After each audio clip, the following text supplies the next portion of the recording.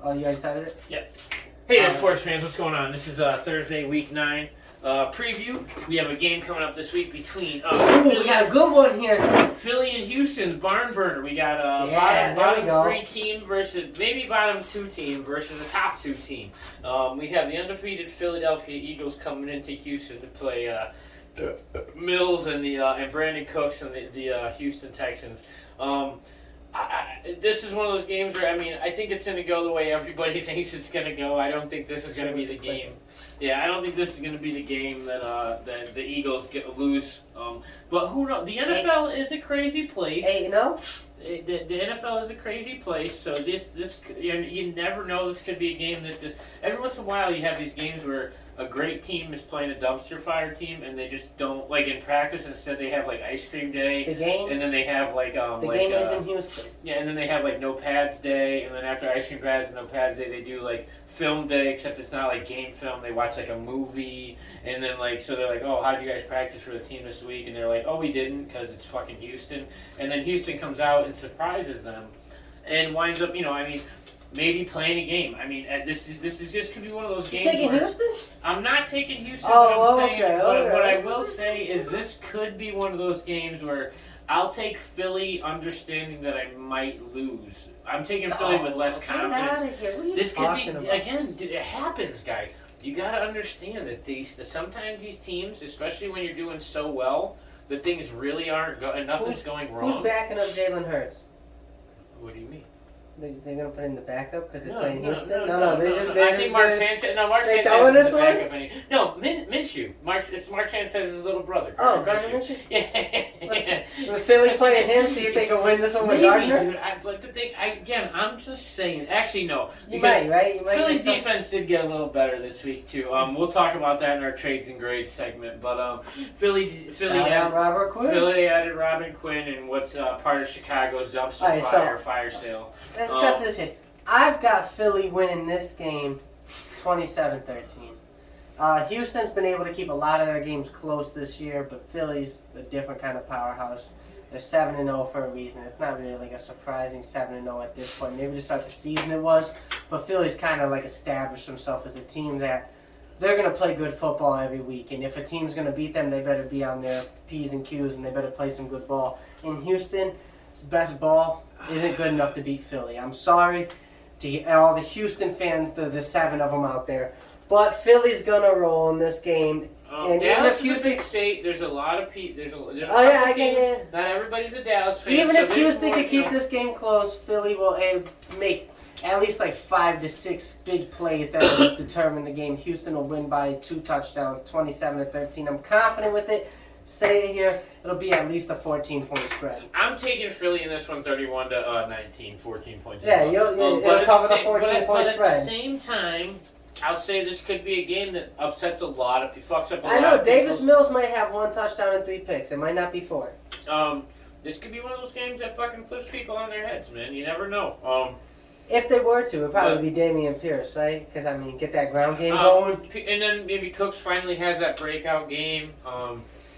Speaking of Cooks, there's not a lot of guys to show up on defense for them, so I guess they just kind of got to outshoot them. It's got to be a shootout if they win. It's not like Houston's got a defense that can stop Philly. Yeah. But speaking of Cooks, though, I heard that the Texans might be shopping him to Green Bay. I swear Rodgers is probably over there begging him, like, please bring me any receiver at this point, because I got guys that are playing. You can send them back to college. These guys the only way they're going to are get not professional receivers over here. The only here. way they're going to get them is if they waive them and then they release them and they pick them up off waivers. So. They decided not to deal Cooks, so I guess they're going to try and work him with Davis Mills. It hasn't been working so far. But this is, it's a Thursday night game. It's probably going to go the way people think, but this is one of those games that could easily, flip some people on their heels. So let's break it down for the fantasy owners, because with Philly, I've noticed, though, it's hard to pin AJ Brown, hands down. It's hard to pin which Philly player is going to be the guy to show up. Devonta Smith's had some big games.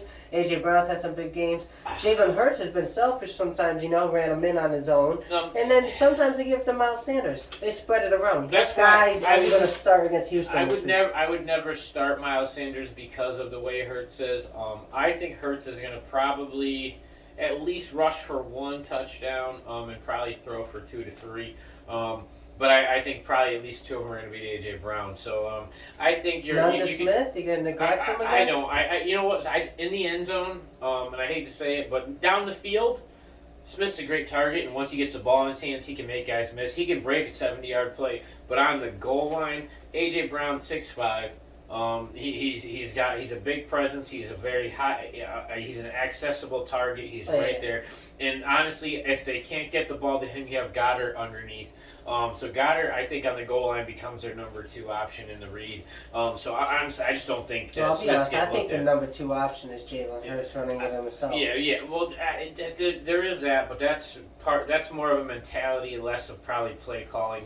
He's a run first quarterback, which is a lot like Lamar. But he's got the power. I think he's a better passer than Lamar. He is, but that's probably because his stature's a little smaller than Lamar's. But he's got strength. I've seen some videos of this guy squatting over 500 pounds. His leg strength is amazing. So he can push guys if he decides to run. But you never want your quarterback taking the beating unless it's unless he's wide open and he can just walk it in. But either way, I think AJ Brown's probably the best starter in fantasy in this one. Besides Hurts is going to be, again, I think you're going to get 4 touchdowns out of him, probably 1 on the ground and 2 to 3 in the air. So Hurts is a good fantasy starter. We still starting Philly's defense this week? I wouldn't start Philly's defense only because if you have actually, you know what, I think it's going to be a boom or bust week for Philly's defense. We'll see. You have the new addition of Robert Quinn with Fletcher Cox and these guys down on the line. We'll see what kind of schemes they put up. You might see a different defense here. Not that Philly's really been lacking. I would stay away from Sanders. I would stay away from even Goddard. I wouldn't start unless you had to as a tight end because he might be a touchdown target in the end zone if they get down to the actual red zone. But these guys are just making big plays all game. So if you're not in the red zone, you're not going to be a red zone target. So Goddard's more after that. He's more of like that third and short guy. So. I think that those are your best targets on Philly. On Houston, I don't really know. You might be able to start the running back Pierce. You might be able to start him.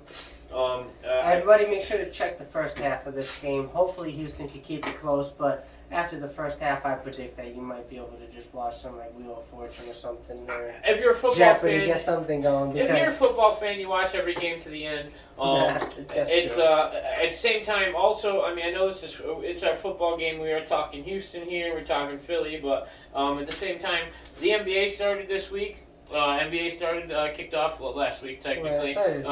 They started last week.